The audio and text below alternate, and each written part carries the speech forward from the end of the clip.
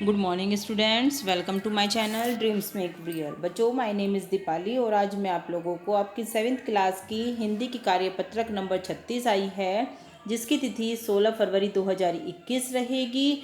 और आज की ये वर्कशीट आपकी व्याकरण से काफ़ी इम्पोर्टेंट वर्कशीट है, तो पूरी वीडियो आप लोगों को बहुत ध्यान से देखनी है। अधिकतर उपसर्ग, आज हम इस वर्कशीट में उपसर्ग की बात करेंगे।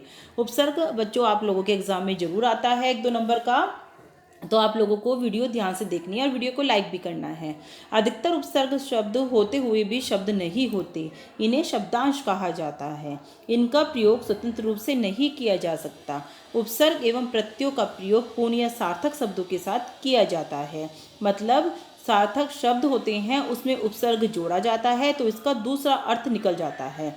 जो शब्दांश किसी शब्द से पहले जुड़कर उनके अर्थ में विशेषता उत्पन्न कर देता है अथवा अर्थ में कोई परिवर्तन ला देता है। देखो बच्चों, ध्यान से पढ़ना इसको। जो शब्दांश हम जोड़ेंगे, चाहे वो उपसर्ग हो या प्रत्यय हो, जिस शब्द में जुड़ता है उसका अर्थ बदल देता है, उसे उपसर्ग कहा जाता है। जैसे यदि पुत्र शब्द में सु या कु जोड़ दिया जाए तो शब्द बनेगा सुपुत्र या कुपुत्र। देखो, अर्थ ही बदल दिया। पुत्र को हमने सुपुत्र भी बना दिया और कुपुत्र भी बना दिया, है ना। तो दोनों का ही अर्थ भिन्न भिन्न है, जिसका अर्थ होगा अच्छा पुत्र और बुरा पुत्र। तो बच्चों, आपको पता चल गया होगा कि जो उपसर्ग लगाकर हमारा शब्द का अर्थ ही बदल देता है वही सार्थक उपसर्ग कहलाता है। तो बच्चों देखो, आगे उपसर्ग में शब्दांश होते हैं जो सार्थक शब्दों से पहले लगते हैं और उनके अर्थ में परिवर्तन ला देते हैं। मतलब शब्द ऐसा होना चाहिए जिसका कोई अर्थ निकलता हो, तभी हम उसमें उपसर्ग लगाकर उसका अर्थ बदल पाएंगे।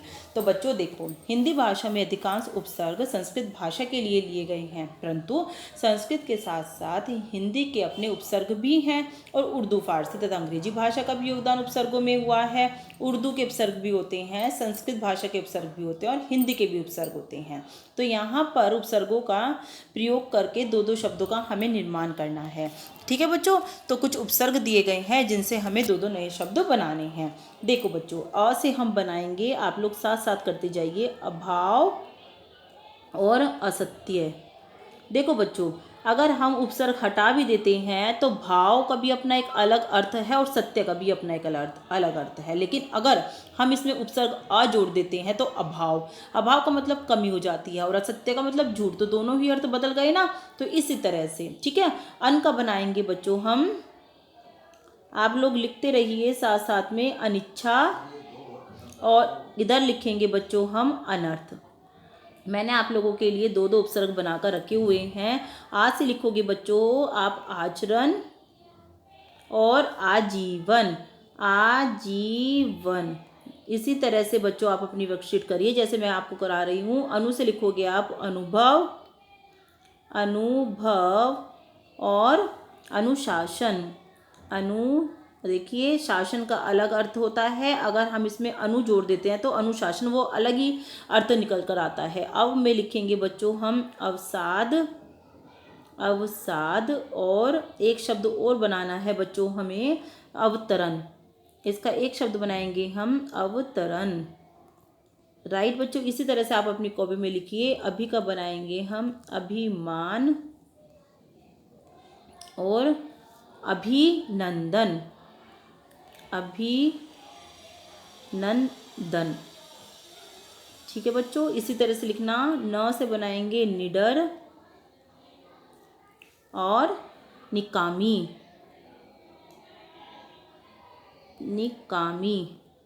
ये आप ऐसे ही लिखना बच्चों। अप से बनाएंगे हम अपमान और अपवाद। ठीक है, वाद का एक अलग मतलब होता है और अप लगा देंगे तो उसका एक अलग मतलब निकल कर आता है। अधि से बनाएंगे अधिकार और अधिपति, अधिपति। जल्दी से बच्चों वीडियो को लाइक कर दीजिए। अधिपति। सु से बनाएंगे बच्चों हम सुकन्या और सुशिक्षित, सुशिक्षित। ये इसी तरह से बच्चों आप अपनी कॉपी में करोगे जैसे मैं आपको समझा रही हूँ। कु से बनाओगे कुसंगति, कुसंगति और कुव्यवस्थित, कुव्यवस्थित। व्यवस्थित का मतलब अलग होता है, कु लगाकर इसमें अलग मतलब निकल जाता है। देखिए प्रति से बनाएंगे हम प्रतिवर्ष, और प्रति से एक और बना देते हैं प्रतिदिन। ठीक है बच्चों, तो आप इतने एक बार मैं आपको रिपीट कर देती हूँ।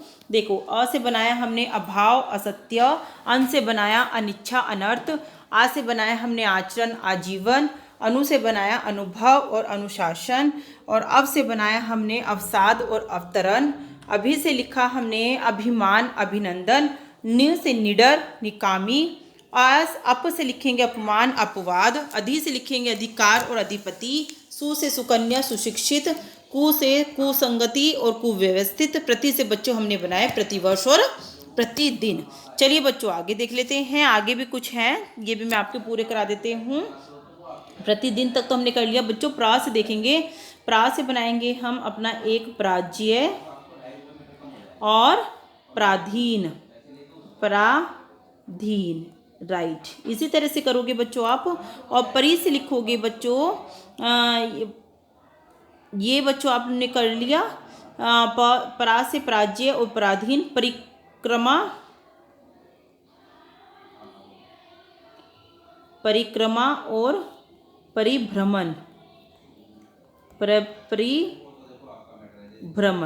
देखो भ्रमण का अलग होता है और परिभ्रमण का अलग मतलब निकल जाता है। इसी तरह से भर में लिखेंगे हम भर पेट और भरपूर। ठीक है बच्चों। वी में लिखेंगे हम विफल और विसंगति।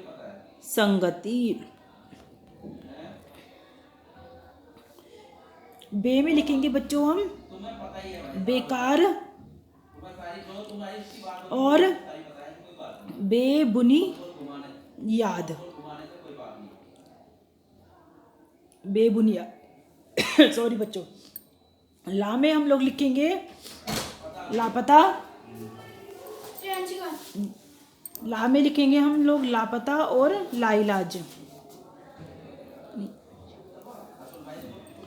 बद से लिखेंगे हम